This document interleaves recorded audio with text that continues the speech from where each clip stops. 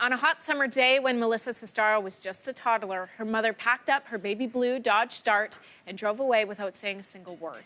Abandoning Cistaro, her two brothers, and her father, that her absence would be a constant aching presence in the years following. Decades later, Cistaro stumbled across a trove of letters her mother wrote but never sent.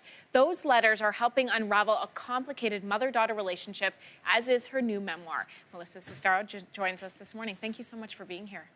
Thank you for having me. So you were small when your mom left, but you described that day with such clarity. What do you remember? Oh my gosh, well, I was very young, but my memory has always been almost photographic from early childhood. I think when we're ever around chaos, that happens. It was a very hot day. My mother got into her car and packing up some things, and I witnessed it because I was at the windowsill peeking over, and I was supposed to be taking a nap. She was crying in her car and very upset, but she did drive away and left us. That was the day she left us. Your dad described it to you that your mother was taking a break. Yes. You're a mom now. Yeah. What do you feel when you hear those words, taking a break? Oh my gosh, well, when I became a mother, it really hit me hard. Like, how does this happen? How does a mother walk away from her children? Because I felt nothing but love. And that's when it really surfaced for me, when I became a mother.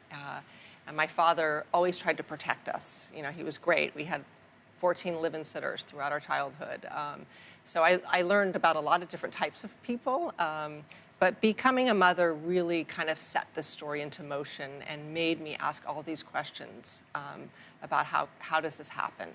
While you were searching for the why, you came across a collection of letters that your mother had written but never actually sent to you. You actually have some of those today. I do, yeah, and they're really my greatest treasures and personal items from my mom. It was when she was dying, and I found them in a folder kind of hidden in a file cabinet, and they really describe her voice, you know, maybe not so much as the mother that I yearned for, but as this wonderfully creative woman who's just so talented and a writer herself.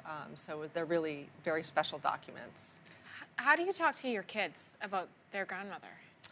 Oh my gosh, early on, I was afraid. I actually did not tell them my past because I never wanted them to think that it was even possible for a mother to walk away. So there was sort of some shame that I still carried that and I talk about that in the book, my daughter asking me questions, and it's like, I'm not gonna go there. And that's my own feelings, but they know now. Now they really know because it's in the book. It's out, yeah. But I hear you. I'm a mom too, and I've got two little ones, and you want to protect them from this big scary world out there. But when that big scary world is your world, that's a tricky balance. That's a tricky conversation to wade into. Yeah, absolutely. I really wanted the book to be a book of empathy and forgiveness. It's not a story about, oh, this is a terrible thing my mom did, but how her actions shaped me and what I took from that. So I like to very much think it's a story of forgiveness. That means a lot to me. That feeling of forgiveness, that learning of forgiveness, that is a universal lesson anyone can take away from reading this book. Yeah, absolutely. I think we all have the capacity for forgiveness, but it takes time. And for me, the process of writing and being a mother are what helped me get to that place with it. Where are you at understanding the why your mother left? Have you figured that out? You know, that's what I hoped I was going to find in the letters. The reasons she left there's not one answer. It's a cocktail of reasons. It's very complicated. You know, she had addiction issues. She had depression. She may have had postpartum depression. And during her era, it was so much less understood, which really makes me sad. Like, she probably did not have the support that we might have today and understanding. So I was yearning for one reason, you know, and when I found the letters, I was just shaking because I thought, maybe it's here. Maybe the answers are here. And yet, maybe I didn't want to know them. But what I found were just a myriad of reasons.